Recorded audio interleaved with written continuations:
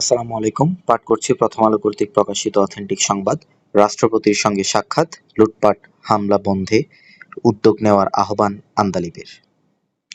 বাংলাদেশ জাতীয় party BJP chairman Andalib Rahman Partha দেশে সহিংসতা, লুটপাট ও সংখ্যালঘুদের উপর হামলা বন্ধের উদ্যোগ নিতে রাষ্ট্রপতির প্রতি আহ্বান জানিয়েছেন।